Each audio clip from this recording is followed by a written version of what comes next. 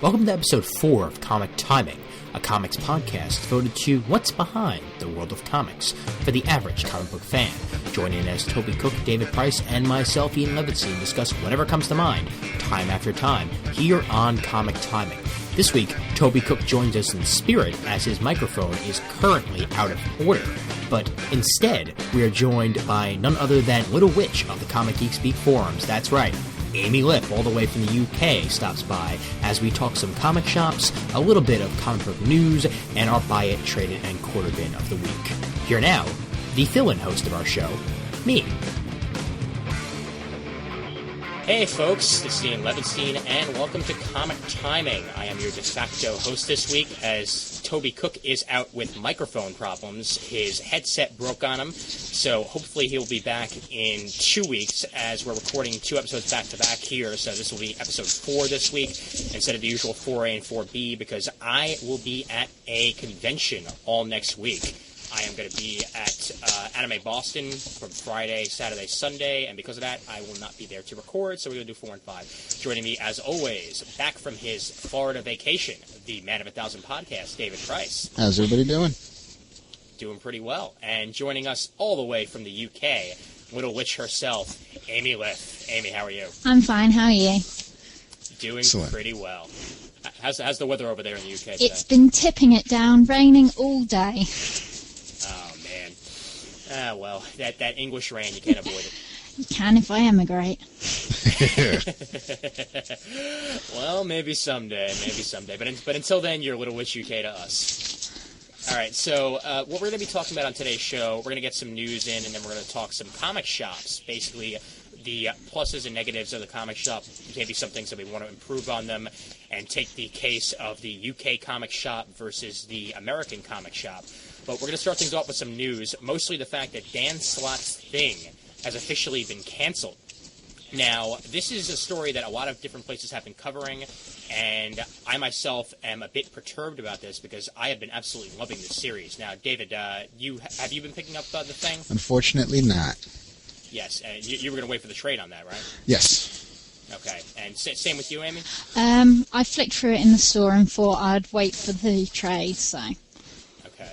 Now, that's one of the main problems, though, with comics these days. Because of a lot of people waiting for the trade, you don't really know how many people are actually looking forward to a comic until that trade actually comes out.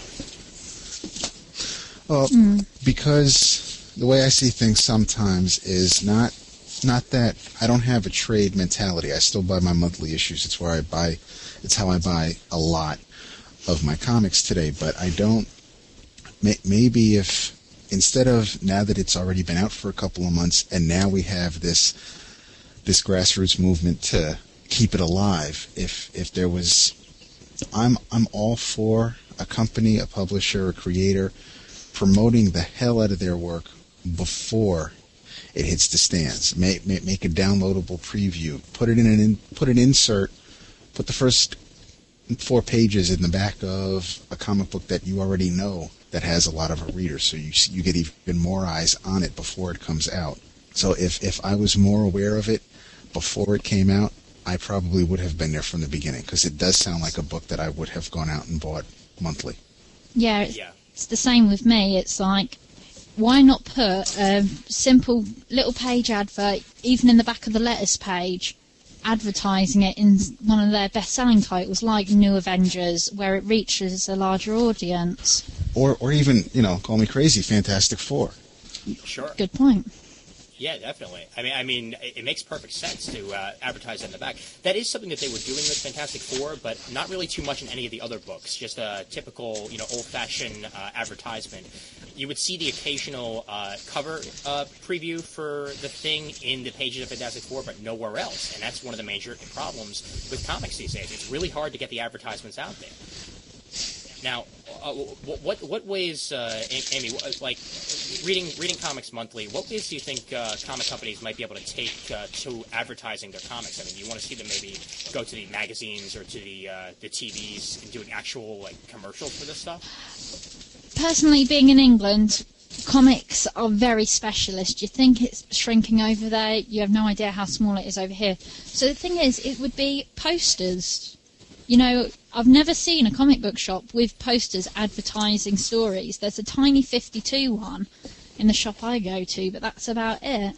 You know, so posters, even just sending out like a couple of sample copy to different stores so that they can hand it around and just have it like on the desk for people to flick through. Just, I don't know, little things, I'd say. Well, sometimes the little things are all it takes. Mm-hmm. I mean, what do you think, David? What sort of advertisements do you think they should be taking? Oh, I don't know about. I think commercials would be a decent enough idea, but I'm trying to think if I ever saw Marvel have commercials for their comics, and not like before a DVD of a Marvel character, but I could see them on. I could see the commercials like on Sci-Fi or during Kids WB or anything like that. I do believe that they. I do believe that the retailers do get the preview copy a week in advance before the book actually comes out, so this way they can try to bulk up orders. If they flip through it and realize, okay, well, Wolverine's going to be in yet another comic book, let me order another 50 issues. This way, I'll have enough on the shelf. But, I mean, you got to get the promotional information to the retailers so they can talk. The retailers also have to know their customers. If I buy Next Wave and I buy Planetary and I buy Jack Frost and I buy Fell, then why wouldn't that retailer also tell me about Desolation Jones or Black Gas or something like that, where I may not even give it another look, but because Warren Ellis is writing all these, if the retailer knows I'm a Warren Ellis fan, he can tell me about it. So if they're more aware, and they in turn, I mean, not that they're not aware now, but if they make their customers aware, that will help. When an issue number 1 usually comes out, they will sometimes have a letters page, and it'll be of people that received a preview copy. I'm all for having a preview copy sent out. If there was a list, if there was a waiting list for preview copies, or I mean, how if you sign up on Marvel's website or DC's website and you follow certain heroes or characters, could Marvel and DC just use that as a way to market an upcoming book? Like I'd hear about Manhunter or Blue Beetle or the book that takes place in prison. Is that Hard Time? Yeah. Okay. I mean, now those are Blue Beetle I might look at, but Manhunter and Hard Time I never read. But if DC sent me an emailed me a PDF of the first few pages of it, they're trying. So why not? I'll read the first few pages, and then maybe I'll be interested to pick it up in the store, or at least see where the next page is leading to. So there are ways they can do it. I just, and as a fan, and hindsight being what it is, you always know what you can do afterwards. But I wouldn't snub or stick my nose in the air over any way a publisher wants to promote or just get the word out of a certain title. And anything that they want to do or anything that they can do, I'm all for it. Podcasting interviews would be a good idea. Oh yeah, definitely. In fact, any publishers who want to give us interviews with their top guys, please just email us over at comictommy@gmail.com, and we'd be more than happy to interview them. You might want to give Dave Gibbons a call because he's putting out, I think it's him anyway, David Gibbons or David Lloyd is putting out a new book called Kickback that was published in France originally, in French, and I had a flick through the art. One second. See, this is where my mind's going all squiffy on me. Who was it that did V for Vendetta artwork? That was David Lloyd. There you go, it's David Lloyd then, because his art is all pastel-y, and so I flicked through it, and it's definitely something I'm picking up.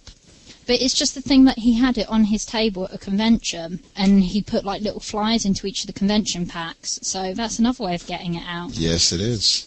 Yeah, definitely, without a doubt.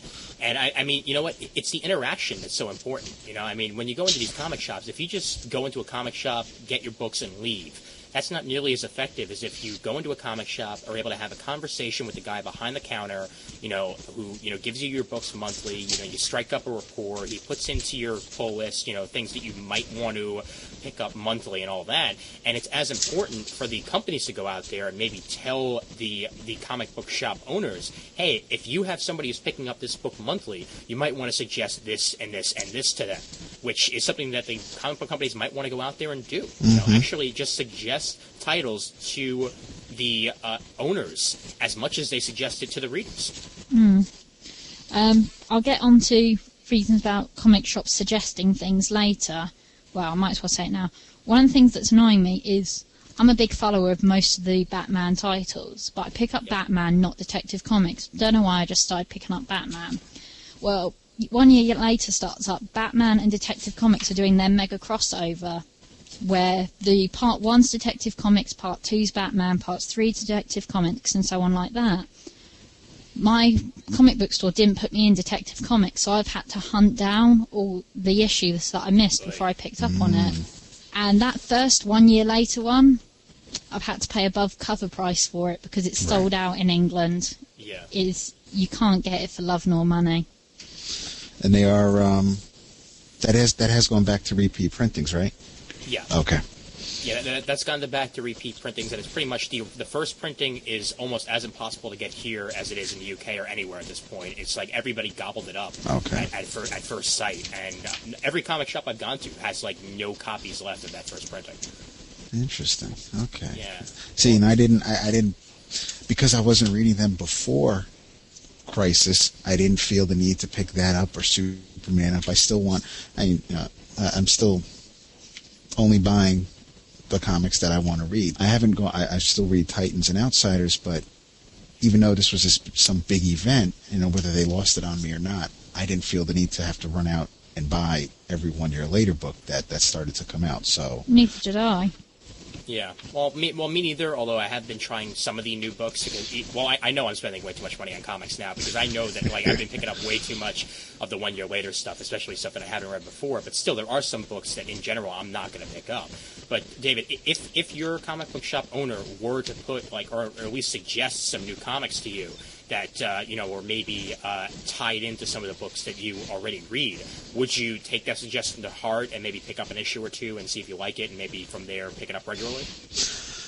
I would flip through it. See, thankfully, because of my hours, I can't get to the comic shop before the weekend. So if comics come out on Wednesday, if he pulls something for me that I won't be able to get to till the weekend, and that gives me a couple of days to get a feel for, what other people are saying, if I can get the general consensus of how everybody is reacting to this particular book, then, I just might go ahead and decide to buy that first issue or two. I'll definitely flip through it. If I don't think it's for me, I'll tell him and I'll say thanks, and I'll hope he'll continue to do that, but I don't think I'd feel the absolute need to say, okay, well, you went out of your way to pull this for me. I'll spend my $2.50, my $2.99 on it, and thanks. So, I'd be real appreciative. I'm not going to lie, but I don't know if that would guarantee me 100% that I'd be leaving with the book. Okay, but that sort of interaction is still something that you'd like to see. Absolutely, absolutely. Yeah. Definitely. What about you, Amy? Obviously, it would have been nice if your comic shop, actually put those detectives in there. But in general, if there were comics that maybe you hadn't thought of before that all of a sudden you either ended up in your pull list or were suggested to you by your comic shop owner, would you take that as a positive or as a negative? Positive. Me being there, when I used to go in and say, suggest me a superhero comic, they used to suggest a couple of things. And I'd generally buy one issue. If I got a feel for it at all, then fine. If not, I've wasted a couple of quid. But at least I know that they're paying attention to what I like. And they did that. They noticed I was reading Desolation Jones and loving it, so they suggested Fell. They haven't been doing that anymore. For the past 3-4 months, it's like the interaction has gone completely downhill. And no real reason for it. They've never really been one to put stuff in my pile and say, look, we pulled you this out. But they used to say, oh, have you had a look at that over there? And that's why one of the reasons that I am changing to online, because if I want interactions about things to read, I'm getting it from Skyping and the podcast, because I'm just not getting it from a comic book store anymore. Right. Yeah, well, that's a problem there. I mean, these small little mom and pop shops aren't really going to be able to keep it up unless they do have that interaction, because it's so easy to just go online and make your orders these days, or at least have interaction with people that you know online, as opposed to going into the shops and getting that same interaction. This is what the internet's done. I mean, we're having this conversation right now. I'm in Brooklyn. Amy's in the UK, and David's in upstate New York. None of these conversations would be happening. We'd have to have our conversations at the comic shops without the internet. Right. So it's how powerful that sort of thing is. And I think the comic shops and the comic companies need to realize this. And I'm glad to see that DC and Marvel are having their own podcasts now. But it would be nice to maybe have some sort of suggestions going into your mailbox, like you suggested earlier, David. Mm-hmm.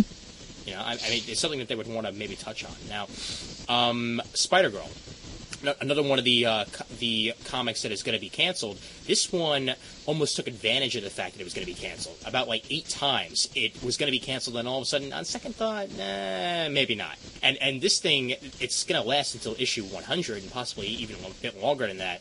Tom DeFalco has been hinting at the fact that they might restart the thing.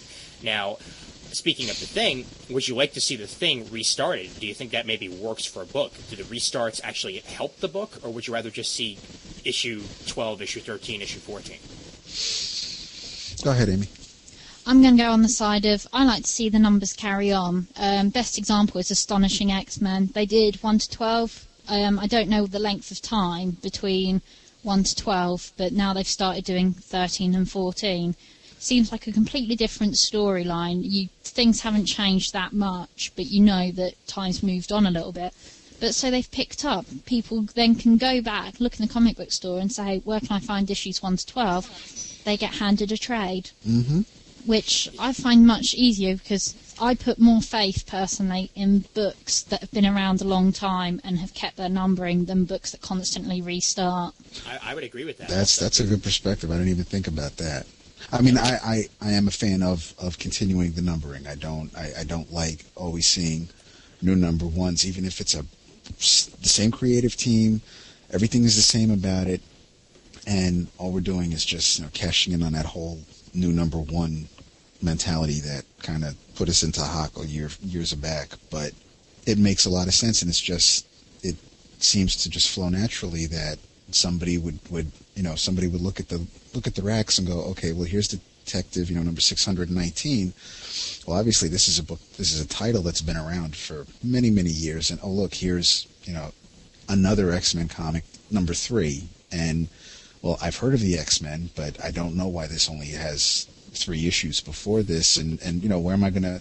I'd rather have something a little bit more established. So I definitely see Amy's point of view there. What I'd love to see on comics would be like a little symbol if it's a new arc. Like DC have a symbol, Marvel have a symbol, and if it's like a long-running comic, like Uncanny X-Men, like Batman, if a new arc's starting, then just have like a set symbol, so that a new comic book reader can go in the shop, and then the person can say, need any help? And they're like, no, and there'd be just like a sign up saying this symbol means new arc. I like that. Then people know where to start.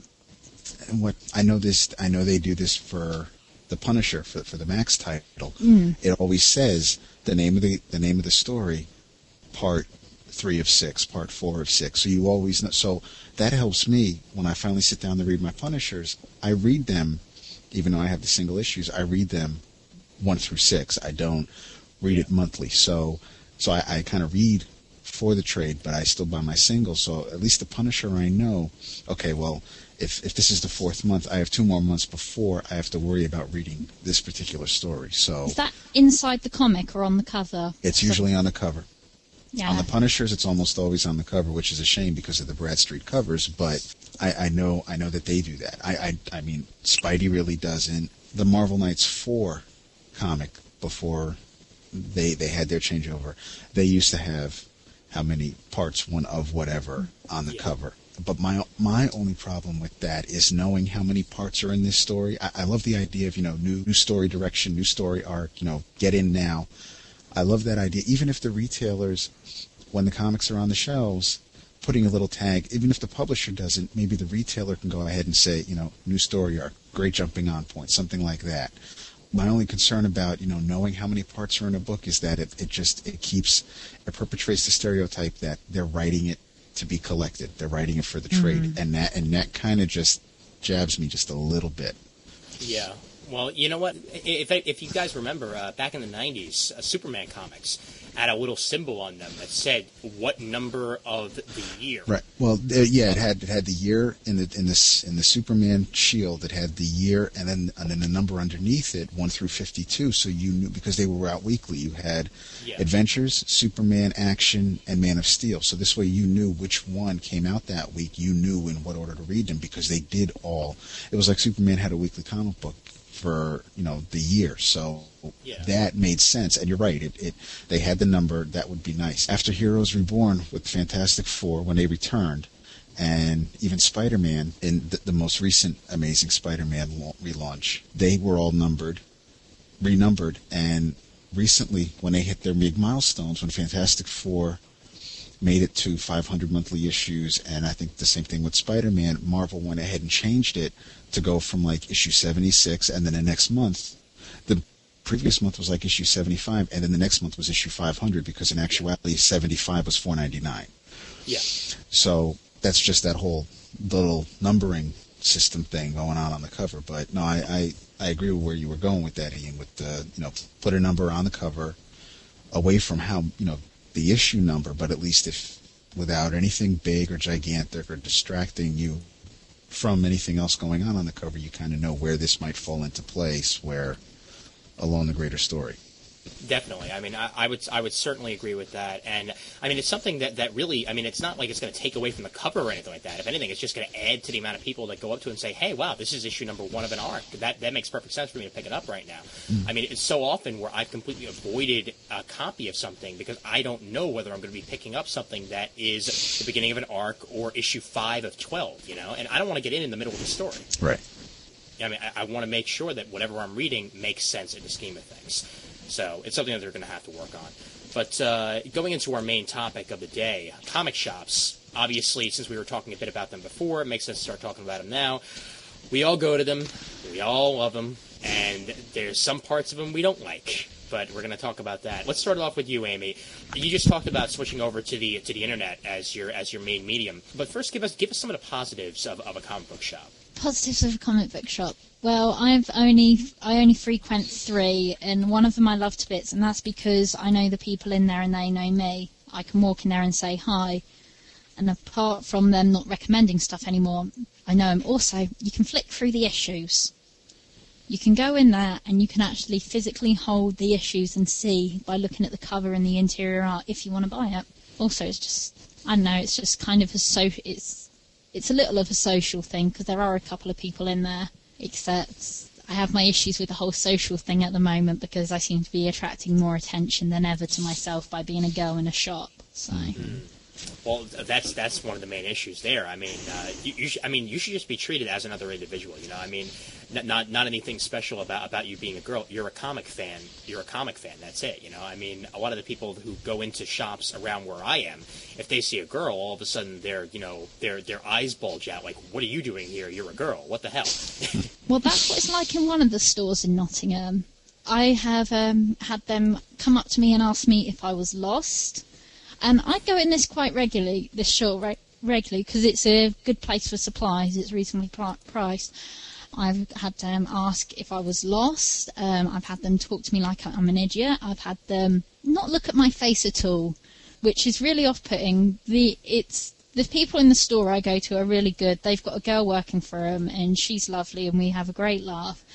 It's the customers who look at me like I should be hiding over by the manga section. No offence to anyone who likes manga, but it's a common misconception that if I work in a women's clothes store, so I have to dress like a woman. I have to wear a dress. So if I go in on the way to work and I'm wearing my red spotty summer dress, the looks I get in when I go in and go straight for the Vertigo section.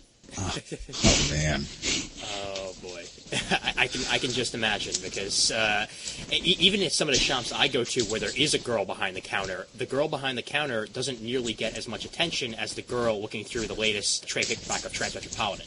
Yeah. You know, which makes no sense at all. David, give us some of the positives of going to a comic shop.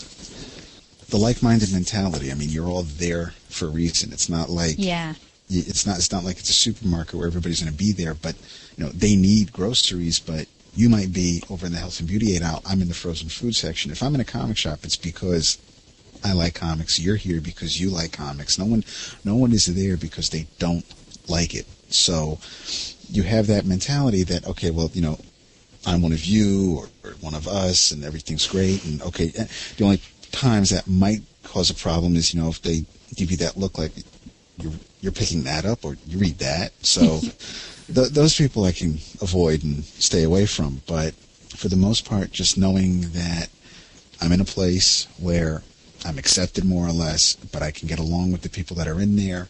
If I have a question about something, generally it can be answered, and if it's not answered by the person behind the counter, maybe somebody else in the store at that time can answer it. And just from my point of view, because of where I live, there are a lot of small businesses, privately owned, you know, liquor store, hardware store, like the libraries down the street. I like the small community I live in, and I enjoy knowing that I can give my money to a small business owner. I'm putting it back into the community. So I also like that perspective of it. Plus, the comics get there weekly, so if I can get there weekly, then I can try to be more up to date on what I'm reading as opposed to the way I've been always. I used to get my comics when I could, so that would be, you know, months would go by before I'd get to read the latest issue of Fantastic Four or, you know, Wolverine or anything like that. So having it close to the house, there's another benefit, at least of my comic shop. So knowing that I can get there on a regular basis, knowing that I can get information. The comic shop that I'm going to now has, the owner has an email address. I emailed him the other day, and I asked him if he could get me Cobb Off the Leash #1, which is supposed to arrive in the stores on the 31st. So he put the order in for me, so I'll have that waiting for me when it hits in. And then in the latest previews, I think #3 is there, so he's going to get me #2 next month, and then I'll start ordering #3 on. I asked him if he could, knowing that he's at a shop that I can get to, I asked him if he could fill in a couple of gaps from some issues that I have, like some Captain Americas and Supreme Power. He's going to get those for me, so and I can get in there and get them when I can. So having that also is a huge benefit to me, I think. Well, definitely, without a doubt. And that's another thing that I found. A lot of the shops that I go to, obviously, you know, living where I do, there's some shops I go to that are the small mom and pops, and then there's other shops that I go to that are more of the big conglomerates that have, you know, 12 stores or something like that. Midtown Comics, for example. Midtown Comics. Everybody knows Midtown Comics who lives in New York, and some people who don't even live in New York know of Midtown Comics. The fact remains that Midtown Comics is this huge store where it's hard to get a rapport going with anybody behind the counter, because it's just that there's so many people coming in, day out, that, you know, you're just another face in the crowd to them. And what I like about my local shop, Bulletproof, that I go to regularly, and even Cosmic Comics in the city that I go to, is that when you go there, they know who you are. You can go in there, you can strike up a conversation with them, and they'll actually know what you're looking for before you're even looking for it sometimes, which is a great benefit. That is. Yeah. I tell you, I wouldn't be doing online comics if I could live in Bristol, because there is an amazing comic book store that's a chain, Travelling Man, but it tends to have the same employees all the time. So I went in there. In January when I was visiting Spider-Fan on the CGS forum, and I went back in there when I went to the convention, and they remembered me, which was really, really nice, because I stayed for this late night thing, and they remembered me, and that was nice. And it's so light and airy and well organised. You walk in and you've just got rows of comics, everything's marked out as in this month's, this week's, previous issues, then all your back issues are on one side, and it's just got lovely large windows, so it's not so dark and scary. And even Jeff Johns says that there's just no comic book stores like that near him, where everything's so well organised and just Nice. That is nice. Yeah. I'll take it. That's it. I'm taking a trip out to England just to go there. Wow, that sounds better than eight or nine of the comic shops I go to around here. What about the people who frequent the comic shops? Now, I know that there's this stigma of the comic book guy from The Simpsons, that we're all like that, which is bullcrap. We all know that. You know, everybody's different. But what's the ratio between people you can talk to and people that creep you out, where you want to stand about 8 feet away from them and they smell like they haven't showered in 2 weeks? The shop that I love, which is in White Plains, which is close to where I used to live and close to where I work, that I can't get to too often. I love the owner there. I love the manager there. I love the shop. It's not just like the shop in Bristol that Amy mentioned, but it is close to it as far as the way things are laid out and organized, and they're there to answer a question, and everybody is great. But some of their customers, yeah, you really can't get near even with a 10-foot pole. And I don't know why, because it's not like it's like in the heart of White Plains, so there aren't too many ball fields, basketball courts, or gyms or anything like that nearby. I don't know why, you just would have some severe BO for just lack of a better term. Everybody there is pretty much quiet. They keep to themselves, but no, I haven't seen too many of the stereotypical comic book fans in that store. The new store is very small. It's got 4 walls. It's got a window next to the cash register where the manager sits. Obviously, he's there to sell sporting goods and memorabilia. It's cards is in the first part of the stores. It's Mayapack cards and comics. So comics, I guess, could sometimes be thought of as an afterthought there. Their back issues are in short boxes along the floor. And if you need something, if he doesn't have it in the store, he'll be able to get it for you, like he is with me with a couple of my back issues. So, I think as far as comics go from his store, you get your comics based on, if you have a subscription. So that's where he gets that business from. But the first time I was there, nobody else was in the store. It was just me and the manager. Today I went in, there were a couple of kids. I think they were going over some sporting cards, some baseball cards. But they were, they looked like the normal, average. One guy looked kind of preppy, but everybody else was just, average, normal-looking Joes. Nobody was pimply-faced or severely overweight or kept pulling up their pants. It was just, it was a nice environment. Everybody was very cordial to each other, and even in White Plains, everybody seems to just be themselves. Nobody is just. It's not like if you were following this person, you wouldn't think, oh, he must be going into that comic store. He could have been going into the record store. He could have been going into the salon. He could have been going anywhere else. I'm actually glad to hear that, because, oh man, I mean, you wouldn't believe how often I know people who read comics, and as soon as you say the word comics, the next person who's sitting next to you is like, you read comics? But I get that. Exactly. Well, you would. But why? What's so different about me reading comics to any of you lot? There is female characters in comics. Yes, there are. And yes, they're scantily clad, but that's besides the point. because I don't know if it's just because of that damn term fanboy. You don't hear too many fan girls. We don't hear that over here. You don't hear the term fanboy at all? The first time I heard fanboy was Mallrats. Okay. So then it is an American thing then. But so do you think then the male-female ratio for comic fans is very similar in the UK to the way it is here, or do you think there are more, or is it more equal, or? No, there's definitely more guys. It's just, I think the general people, it's like you get a lot of the goths out there over here. Yeah, okay, yes. Yeah. So there's a lot of people who wear black and listen to heavy rock music who inhabit the comic book stores. Well, they're going to the Sandman section, so. I read Sandman. And I wear pink, and on occasions I wear dresses. So. Oh my God! Well, no. I mean, no. Well, see, it's funny you should say the goths too, because that's more the record stores around here. The fact remains that it doesn't matter what the hell you look like. You can be a comic book fan. You're allowed. You have permission. Exactly. You know, and that's one of the main problems with, I don't know whether it's just a societal problem or whether it's just the stigma that's associated with these things. Like, I blame The Simpsons. Okay. Really? Okay. See, now, but the same thing can be, if you're a girl and you can fix a car, if you're a girl and you like football or baseball, it's just like, there are just some things that, in the 50s and 60s, I think, when boys and girls were growing up, boys had either G.I. Joes or they had their Tonka trucks, and the girls had their Easy Bake Ovens, they had their Barbies, and it's just, we haven't gotten away from that. Even though we've grown in other areas, we just still think that, certain things are for boys, certain things are for girls, and it's rather sad.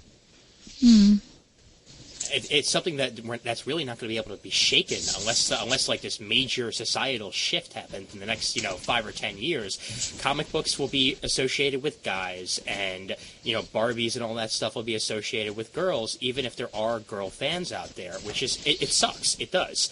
I don't think you have to blame The Simpsons too much, although I can understand where you're coming from with that, Amy. But that stereotype existed long before The Simpsons.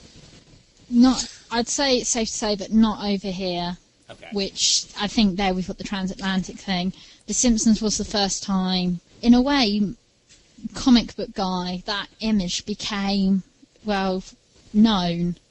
Before then, to be honest, we got comics in our local paper shop down the corner, which were British reprints, which was 6 months late from American direct sales comics, because I can remember seeing them there.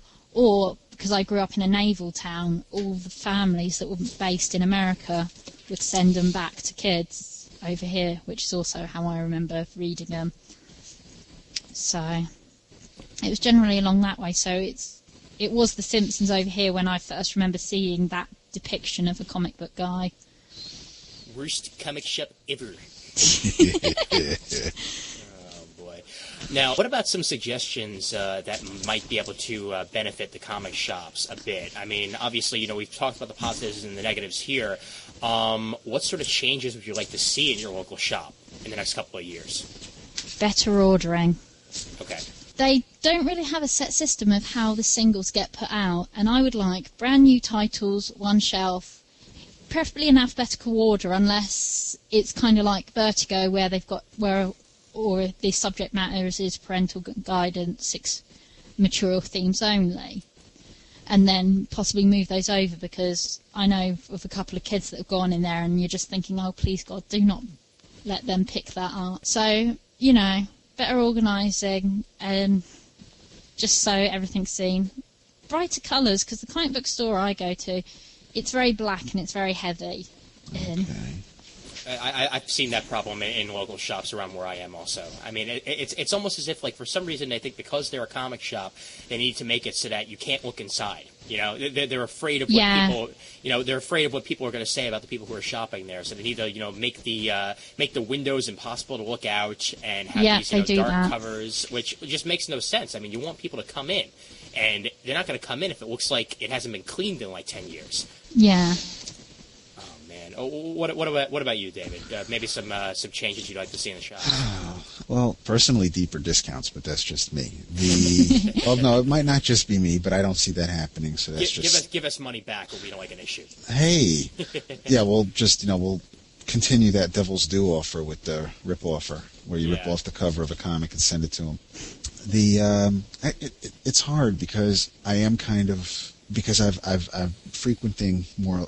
Frequenting one now, but I still have ties to the old one. And on Wednesdays in White Plains, they have 2 tables out. All the newest titles from the week are on these tables. All the back issues are still, they have like the past 3 or 4 months worth of back issues along the wall. Anything older than that is getting ready to be boxed. And I like the way they present the new issues and how even the last few months worth of issues are easy to obtain. I haven't been to the new shop on Wednesday or New Comic Book Day, so I don't know how he might have those days set up. Today was my second day in there after emailing him a few times, and I went in, I saw him, pulled the books out for me that he had in my folder, and we didn't chit-chat or anything because there were a couple of people in the store, so he had other things to do, and it was about 20 minutes before they closed anyway, so I wasn't taking up any more of his time. But I do think that as far as comics go, he needs to present and he may. There's a table in the middle of the store that has sporting goods stuff on it.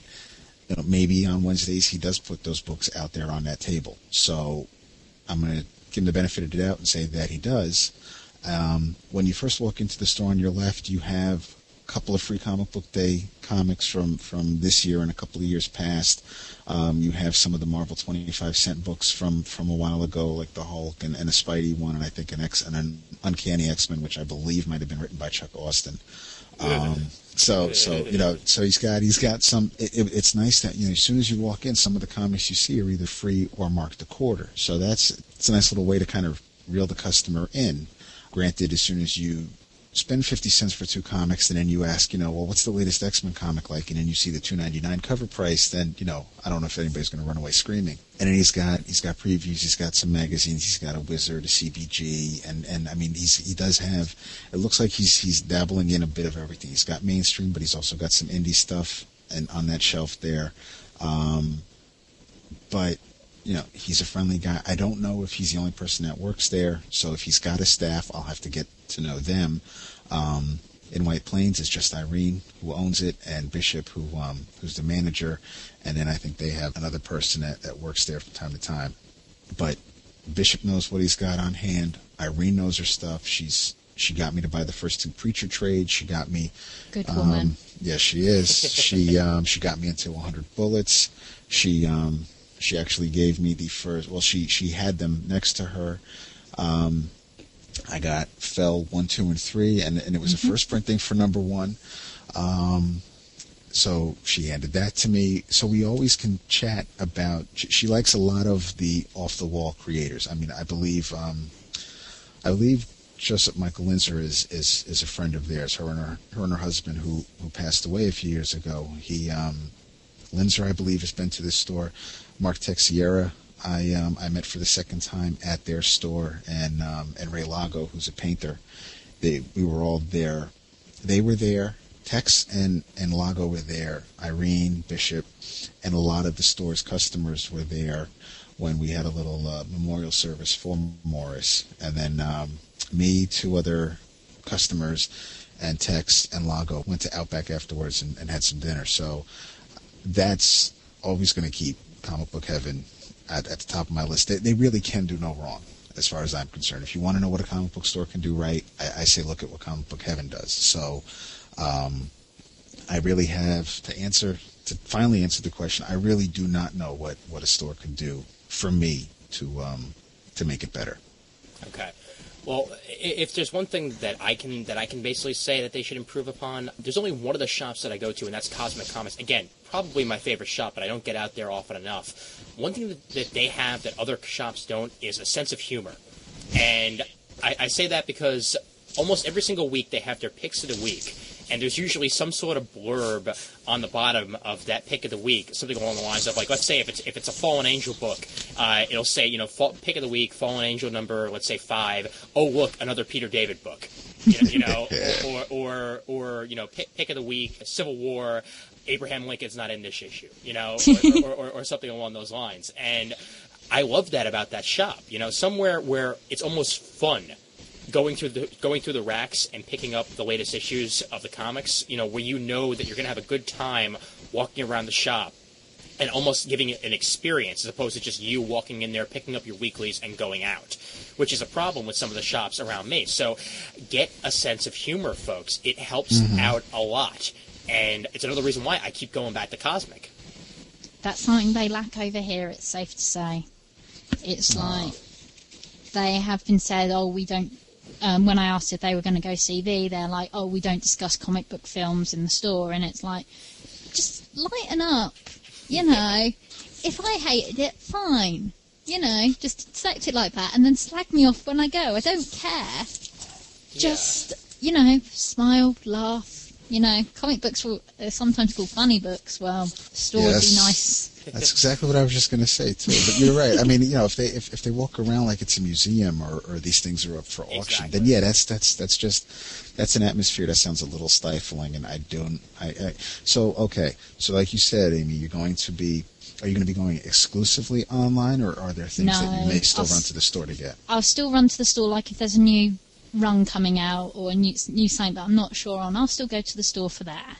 Okay. And I'll definitely still go to the store for the trades, because they have an amazing selection of trades, and they really do know their stuff when it comes to trades. It's like if I go in and say, right, I liked the run of Hush in Batman, what else can you suggest for me? They'd be able to pull off different trades. Okay. But it's just the singles, and money is also a big issue. Sure. Well, that's a good way to go also. And another thing that I was going to mention was the fact that a lot of the shops I go to don't get in enough trades. I mean, the Bulletproof, my local shop, is pretty good with getting a lot of the more, I guess, they're more of a DC Marvel shop, not too many independents. Like, they'll have the Image Comics, and they'll have a couple of IDWs and a couple of Dark Horse, but no, barely anything other than maybe like the big Devil's Due comics. It's very hard to get other independents there. And the trade paperbacks, there's like 4 or 5 trade paperbacks in the corner. That's it. And it doesn't help me when I'm trying to pick up a run for for any sort of comic, and I have to go through the back issue bins to find it. You know, I'd like to find that trade paperback right in front of me and just be, oh, here's issues 1 to 12 of Astonishing X-Men. I can pick that up now. Okay. Which is a benefit. It really is. But yeah. Then, of course, there's also... And another thing, Amy was talking about the comic book movies. One of the shops near me, well, my main one also, Bulletproof, they have a booth, and it's actually where I got my Frank Miller Daredevil trade paperback. That's Born Again, right? With Mazzucchelli? Yeah. Okay. Okay, yeah. And I actually got that they had a booth set up at the Fantastic Four movie.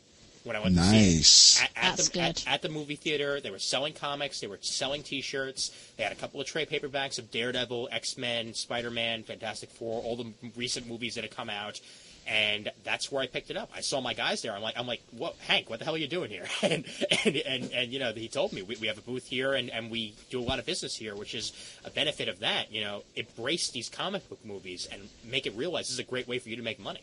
Mm-hmm. You know? Absolutely. See, and that's and promotion is a whole other episode, but that's great right there. Definitely, without a doubt. So, any final thoughts you guys have on the comic book shops that you want to mention? No, I think I've most probably ranted enough. Yeah. I'm going to start becoming the Jamie D. I won't make the obvious comment. Anyway, let's switch it over then to Buy It, Trade It, and Quarter Bin, which we have not done since episode 1. So it's about damn time we do one. All right. Let's start it off with the guest, and that of course would be Amy. Amy, what is your Buy It, Trade It, Quarter Bin of the week? I have Desolation Jones issue 6, and this is the Trade It. Wait for the trade. Anyone who likes Alice will not be disappointed, but it's just finished its first arc, and it was unsure whether it was going to be a limited series or if it's going to be continuous, and it's going to be continuous, but just pick up these first 6 issues in a trade so that you can really get a grip. I don't know if you want me to do a description of it. No, by all means. Sure.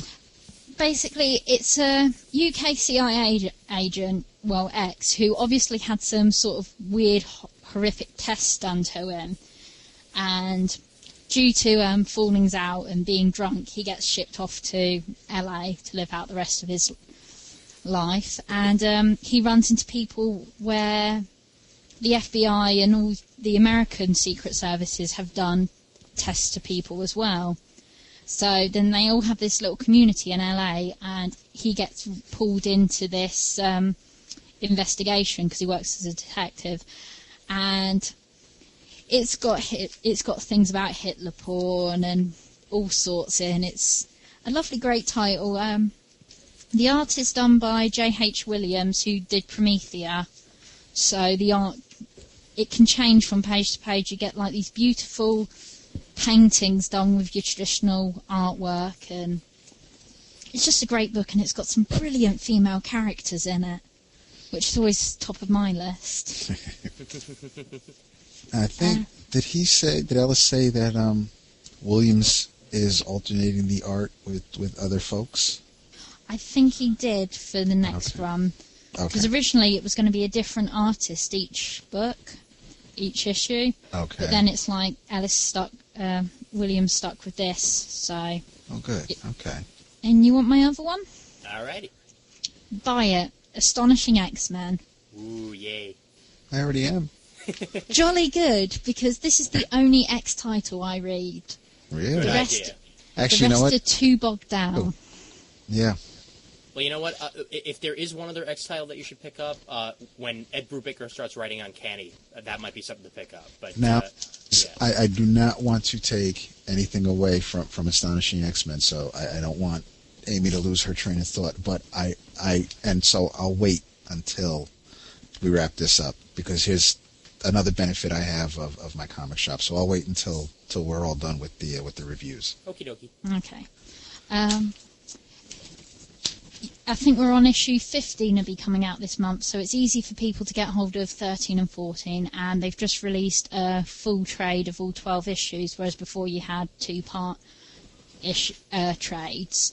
So it's easy for people to pick up, and it's good. It's just got some great moments in it, and it's just how I remember X-Men cartoon series in the 90s almost, with the one-liners by Wolverine and the bit of action and the bit of romance and the bit of bits when you're just screaming, "You cow!" and stuff. And it's just, it's like Emma Frost in it. It's just, I end up swearing in every issue so far because of her. Emma's great. Yeah. Yeah. Well, that's the best thing about her. She's the only member of the team other than Wolverine with a mouth to her, Yeah. And the fights that her and Kitty get into are just beautiful. They're brilliant. They really are. That's true. And I'm always rooting for Kitty. Oh, yeah. Yeah. But, you just want Emma to keep pushing because you just love... It's Joss Whedon, and I'm a huge Buffy fan. Mm-hmm. I can pretty much quote Buffy off pat, just name the episode. But so you're getting good dialogue. You know that when you're reading it, he hears it in his head, and that if he could, I'm sure he'd make it into a TV series, and he'd do it well. Well, that would be interesting. I'd like to see a weekly X-Men series written by Joss Whedon. In fact, yeah, let's do that. Let's do that right now. Let's sign him to a contract. No. I can't wait to see his Wonder Woman. Also, I'm sure that's going to be a great movie. Mm-hmm. Definitely, without a doubt. David, what are your buy it, trade it, and quarter bin of the week? Well, I'll go ahead with, for this episode, I'll say The Road to Civil War, The New Avengers Illuminati. I don't think I can call this an actual buy it. I don't know if I could see it being in a trade, but it's definitely better than something that you'd find in a quarter bin. So I do recommend it. You should read it. I felt, since it's been a while since I've been so up to date on my mainstream comics reading, so this is pretty much one of the newest books that I've read, even if it is a month or two old. The writer is Brian Michael Bendis, which should shock no one since it's a Marvel comic. Alex Maleev is the artist. Dave Stewart did the colors. Chris, our friend from CGS, did the letters, and it is a nice setup, I think, to Civil War. There are a couple of things in here that I wasn't real keen on the way it was put into the comic book. The art's not bad. I have yet to read a Daredevil written by Bendis or drawn by Alex Maleev, so I haven't really been too familiar with Maleev's work. The art isn't too bad. I do like it. It's not flashy. It's very Vertigo-ish, I think.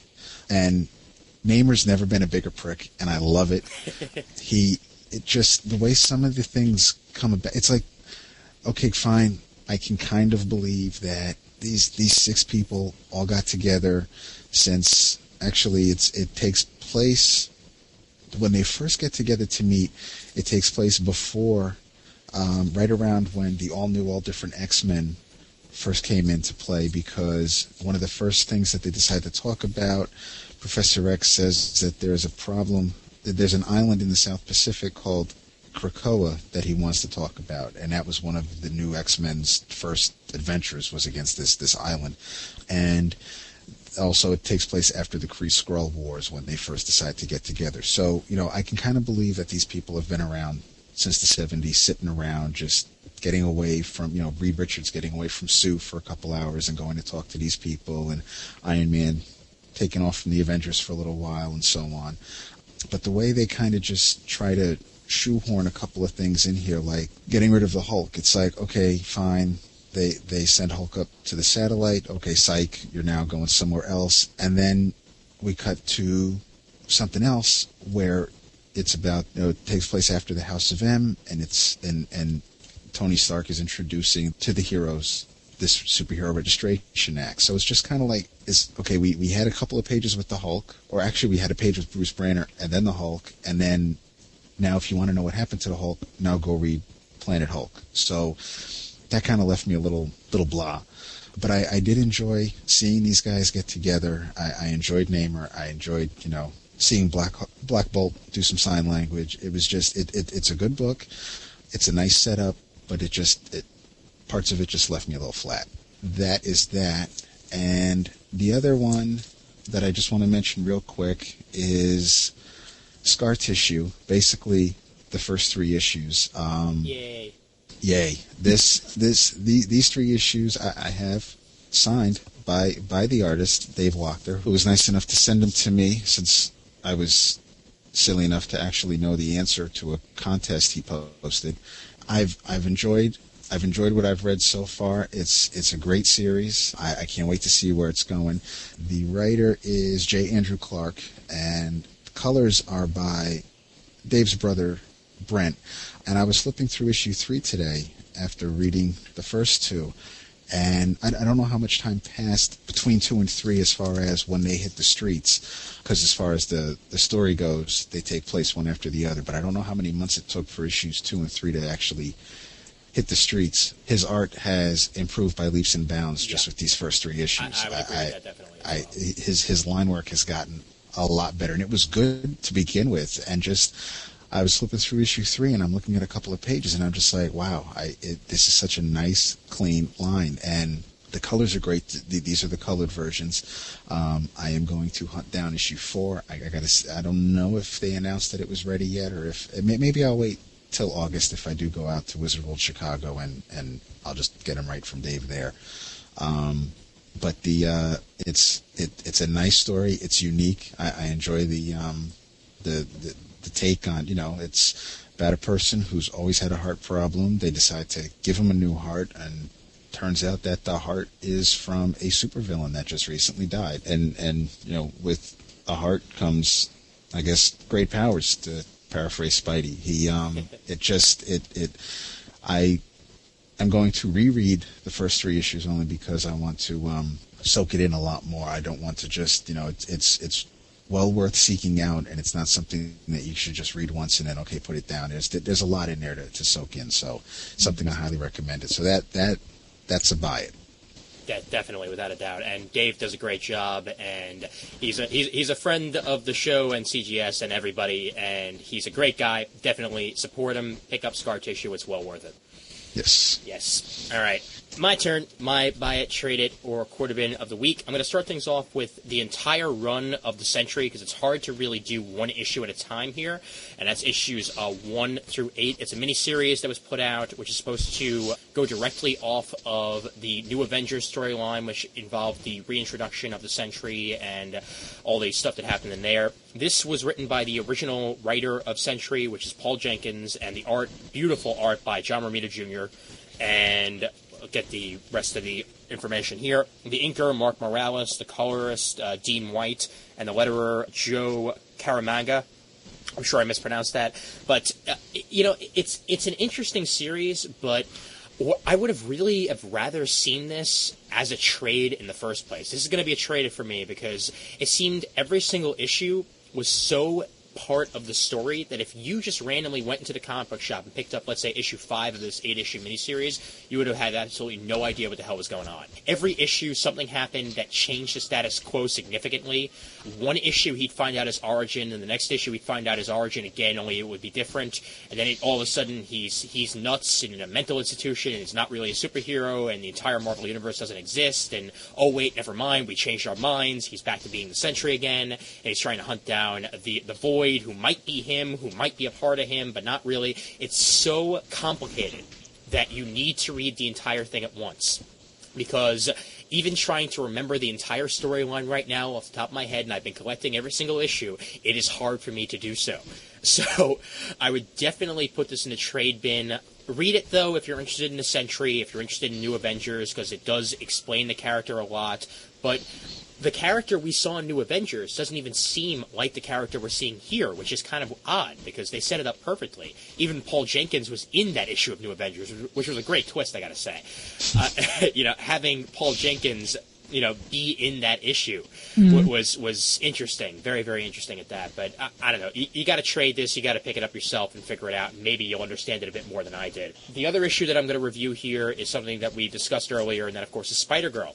I have been picking up Spider-Girl since the What If issue that first introduced her. I am a huge fan of the character.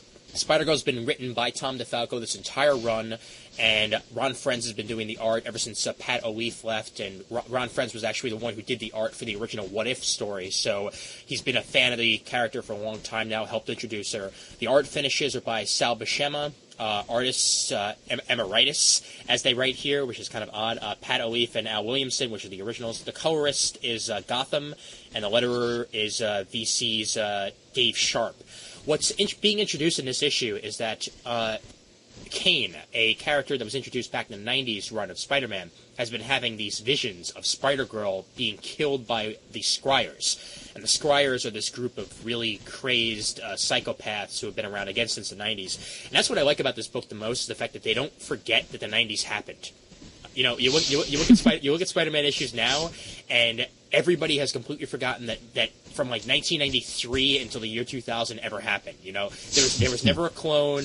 There was never any of that crazy stuff. All of a sudden, Peter Parker just woke up from a dream, and that was it. This is his life, as if the 90s actually stayed in canon. And for me, this is almost as if this is the real continuation of those Spider-Man issues. Spider-Girl is a wonderful character. They reintroduced the Hobgoblin in this, which actually is the original Hobgoblin, not Leeds, the original guy who was supposed to be the Hobgoblin. And he's basically hunting down members of Spider-Girl's extended family, which, of course, are the Warriors, which are the Green Goblin, and Norman Osborn, who is now bonded to the Venom symbiote. Normie Osborn, that is, not Norman. Norman's long dead. And a couple other people involved here. He's basically just trying to track down her extended family to try and get to her. And it's a very brutal issue for Spider-Girl. It's very different than the usual light tone, but it works because she's in her black outfit in this, which makes sense. All in all, I love the family dynamic between Peter and May and Mary Jane and the new baby and all that. Everything's wonderful here. It's definitely a buy it. You don't need to pick up previous issues because it's all explained in the previously page. And this is a great title, and I'm sad to see it go. Hopefully it will get picked up in a relaunch or something along those lines. But pick up Spider-Girl number 98. Excellent. All right. And, David, you had some comments you wanted to make about Astonishing? Well, no, not about Astonishing. You were saying, and you and Chris from Around Comics and probably Sal are going to pick up Uncanny X-Men when Ed Brubaker starts it. And I'm on the fence because, okay, yeah, great, it's Ed Brubaker. I'm intrigued. I'm not sure how I'm feeling about the art just yet because I'm also hesitant to get too involved into any new story if I know that the artist is going to, need a fill-in after issue 4. So that's always a peeve of mine. But yeah. I'm looking, okay, Uncanny X-Men 475, 476 from the latest Marvel previews. Rise and Fall of the Shi'ar Empire, parts 1 and 2. Brand New Era, Begins here, fresh off X-Men Deadly Genesis. Ed Brubaker takes the helm of Marvel's Mighty Mutants. Billy Tan joins Ed for a story that won't just affect Earth, but will rock the foundations of the entire galaxy. Vulcan is out for revenge, and he has his sights set on the Shi'ar Empire. Get ready for the ride of your life. A perfect starting point for any new reader. And I'm thinking, okay, yeah, that sounds so neat. And then I look at the team. And this team consists of Professor X, Nightcrawler, Havoc, Polaris, Warpath, and Marvel Girl. And that's it. And I'm just, that's leaving me a little underwhelmed. And you know what? And Ed Brubaker might have said, you know what? Give me Nightcrawler, give me Professor X, and then I'll make something work with these other guys. And I mean, maybe that's what happened, and that's why he's working with this team. It sounds interesting, but this team is not exactly instilling too much greatness for me right now. So I'm not real sure if I'm even going to bother with this as something else for me to pick up and buy and read. It's nice to see Warpath back in the book, though. It's been a while since I've seen. Yeah. it. Who knows? I'll tell you this. Put it this way. I'll pick up the first couple issues. I'll let you know how it is. I'll let you know whether it's a buy it or not. How about that? Okay, that'll work. That'll work. But so as of right now, I agree with Amy, where Astonishing is really the only X-Men book anybody needs to read. But as far as my shop goes, not to say that I couldn't get previews in White Plains, and I did, but it wasn't because I was at the shop so infrequently. I didn't go by previews as the Bible as to what was coming out. If a book came out, I have my list on my PDA. I know what I have up to date. So if I go in there after a couple of months, I know what are the last books I bought, and I know what I have to get now. So if I have anything missing, it's my own fault for taking so damn long to get in there, and I don't fault them. And even though I have a pull list, I do not fault them for having to take something out of my box to give to a customer that's going to buy it right then and there, right now, because it may be a couple of weeks before they see me, and it's not right for me to have them hold on to my books for so long. So I'm cool with that. One of the advantages of this shop is 10% off on new books, 10% off on anything you order from previews, be them statues or books or movies or anything like that. Free previews and free bags and boards with your comics. So I'm going to be using previews again, and I printed up the order form, and I'm going to just do one more run, because even though the order was due this past week on the 15th, since I was there on Tuesday, the day after, he said he gave me the previews. He told me to go home and check off a couple of things, and for the most part, I do have some indie titles on there, but anything, I don't know how many of each mainstream issue he gets, so I do have a few things checked off on there from Marvel and DC that I still have to get to him. So my buying habits aren't going to change too much, but my reading habits are definitely going to change, where I'll now be more up to date on what's going on out there, because I just found out Barry Allen Flash died. I mean, it's been so long since I read a comic that actually came out within that week. And again, that's my own fault, but at least now I'll be able to do that. But because of the benefit of of being a subscriber at this shop, I have my previews. I'll be able to go ahead and actually be more well-rounded in what it is that I do want to look at. I'm not going to, I've never judged a book by its cover, but I'm not going to do that again now. And I just, I'm happy to know that before, if somebody said, hey, Ed Brubaker's going to write a new X-Men comic, you know what? I was almost 99% sure that I'd say, hey, I'm there. But now, after knowing where he's taking it and who he's taking to go there, now I'm not so sure. So again, at least I knew that, and thanks to the shop, it's because of that. And this just in, hate to tell you, man, Jean Grey's dead again. Oh no. Yeah. Oh man. Well, going on to wrapping up the show here, we got our first email. Yay! Oh, excellent. We got an email from Chris G, who actually found us because of the Raging Bullets podcast crossover that we just did. And here's what he has to say. Hey, Toby, Ian, and David, I'm loving the show so far. I'm a huge Raging Bullets podcast fan, so I tried out your podcast because of Sean and Jim being on. I loved episode 3A and can't wait for episode 3B, which actually just got released a little while ago. Also, I checked out your earlier episodes and have really enjoyed them, so definitely count me in as a new fan. I guess he liked my clairvoyance in episode 2A. If that didn't turn him off, then shoot. Oh, yeah. Just thought I'd mention also that Toby's voice seems distorted at times in each episode, while everyone else seems fine. And again, as you're probably hearing now, Toby's mic problems will hopefully be fixed by the next time he's on, as he's buying himself a new mic, so hopefully he'll be back here soon. Well, keep up the great work, and Toby, watch out for that wire. Chris from Canada. Thanks, Chris. Yep, and he's from Canada. Which means that our listenership is multinational, to say the least. So that's right. Yeah. Well, I listen. So. Exactly. That's it. See, we're all of this. Oh yeah. And we're up to about 78 subscribers. That was our most subscribers so far, which definitely means thanks a lot for everybody who's listening. And as of this episode, we are members of the Comics Podcast Network. Fabulous. Yes, indeed. So you can head on over to comicspodcast.com. That is for all the guys who are part of the Comics Podcast Network, plenty of great comic podcasts on there. Also, you can find us over at Podcast Alley. The link will be in the show notes. And don't forget to give us your iTunes reviews if you so desire. Just click on iTunes and give us a review over there. And you can email us over at comictiming@gmail.com. And also, just a reminder, the most recent episode of Geek Speak actually has to do a bit with comics strips, that is, as I had an interview with Doug Bratton of the Pop Culture Shock Therapy comic. So if anybody's interested over there, you can head over to geekspeak.com. That's the latest episode on there, episode 36, so give it a listen. And other than that, Amy, thanks for joining us. No problem. And nice being here.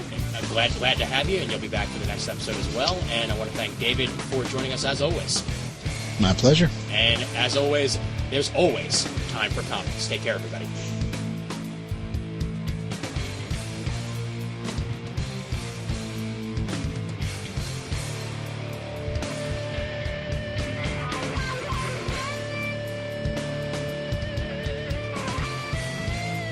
First full time I've actually sat on an episode. Oh yeah! Hey! Woohoo!